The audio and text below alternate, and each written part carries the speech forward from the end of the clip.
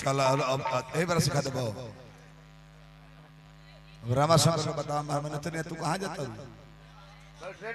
रा बैठा हमार नचनिया बैठा रहली हेलो ना ना बुरा बात नहीं हेलो टोन ज्यादा हो गइल बा मैं हेलो नचनिया के ओठ निकलल बा का है ओठ ना तो काहे निकल बा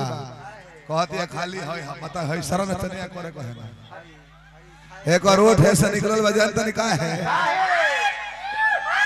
एक और लजा मत एक और एक एगो रहन छूटत नहीं खे ई बाबूजी बमुआतिया उनका लइको बमुआतिया एक और ओठ निकले कारण बा रसम नहीं जानत एक कहीं को रहन छोड़त नहीं खे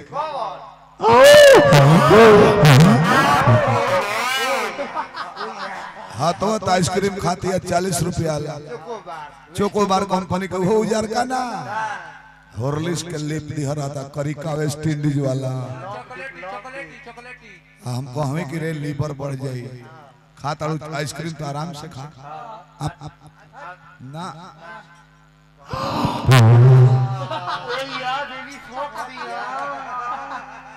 रह छोड़ा दे देखो हम नचनिया कोने के देखो हम खाना खाई देते हैं तेरा मन पर रहे के बा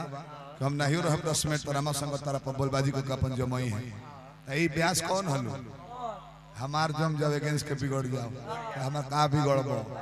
कतने जने आइले कतने जने गइले आई वही जगह वही जा साफ लिंटर ढलाई हवे ई पलानी ना हमें के उजर जाई है लिंटर ह दीवार भसियो जाई वही में खड़े रही 30 वर्ष पूजा वाला बात हेलो अभी तो गला हमारा नहीं है जननी है आदरणीय स्वर्गीय अभी तू ब्यास ना भई रहला तावना बरे ने हम सामिना से वो घरी कहीं आ तू ओकरा के आज नया कोइले बड़ हम एक और कहलो का तो बिया आने के बोलते हाथाई कपड़ा खींच ले मर्द यूट्यूब पर बाजता तने सुनियो के लजा लो कुल सारा लोग कुल सुन ले हमर कहल का गीत कौन है ये का दो गीत अच्छा हम क्वेश्चन ब्यास है सोनू संगदिल के गीत 3 बरिस पहले गौनी आए है बेरा हम देखत नंबर पर लौकला आए है बेरा देखत नहीं कि कमलबास रामा शंकर कमलेश देहाती गोलू राजा खेसारी कुल लोग आवे लगल इतने से हमर पहचान जने के हम के हैं लइका बड़ा चाप दाढ़ी रखले बड़ा हिजा दाढ़ी रखले बड़ा है ना कुछ रही नहीं खदे हां लइकन का हां देखा हो कमलबास का लौंडा हो पतर का लइका बा वो हमरा कहत कब हन तक पछवा लगा दे बबुआ पछवा पोलियो से सूख गइल बा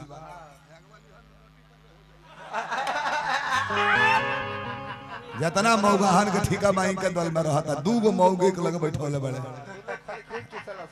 अब देख ले लेके देख ले हम गांव तो नहीं आएंगे मौगन के देख के कोहरा तले हो ई रजा जी हरवदी ना चिन्हला दिन थोड़ा चिन्ह तले हो ई चिन्ह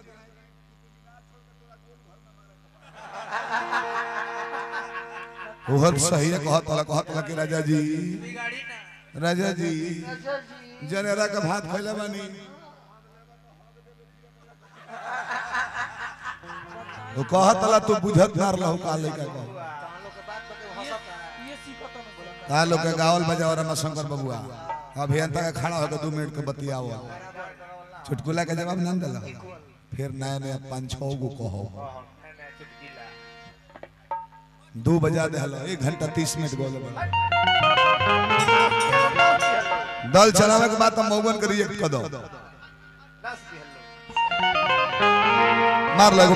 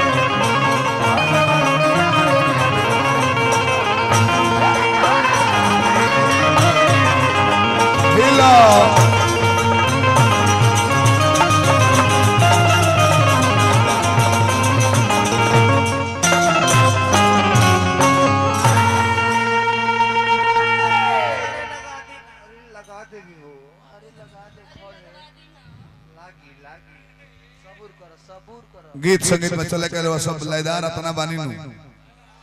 कि अब 3 वर्ष में प्रथम बार ऐसा गांव ऐसा लोग देखने हैं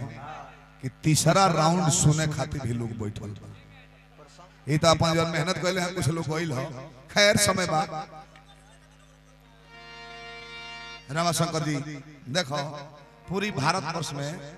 हमारा से बड़ फुहर गावेला केहू होइए ना निमनो को हम रात भर निमने गावत रह जाए रात भर लयदारी को हम रात भर लयदारी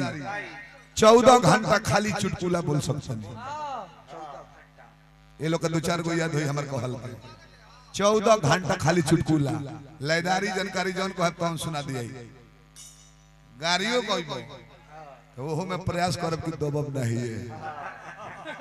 लेकिन जगह चिन्हे हम देखने की जगह क्वेश्चन बा द्वार के गोनोई बा हम तरह के कोसली ना बोल रहे और लइका तू तो ठीक बड़ा काम भर बाकी देखो वो रहो देखो भू से डरा कर रही हो भूमि माने धरती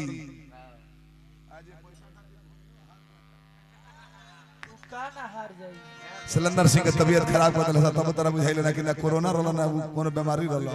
कमजोरी रहल खाली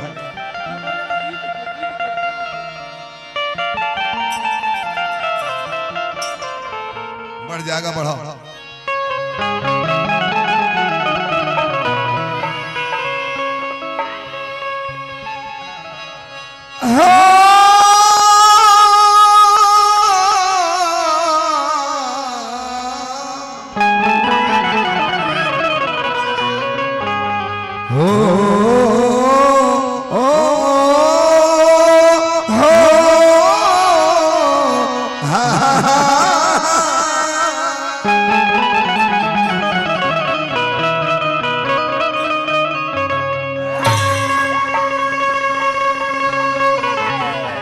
तहार नाच देख के हमरो मन में लगल कि नचिती बाकी ना मजबूरी बा हमारी जोन कोनी है बतिया स्वर लिपिया ई देख के तहार करेजा कचोटत हो कि भगवान ने जन्म में आवाज ना मिलो 2-3 जन्म बादो ऐसा साउंड दी है कि बोलस तो हो कि मुन्ना सिंह बोलता रहे नथनी सिंह बोलता रहे भरत शर्मा बोलता तन तो अपना मनो सजी हो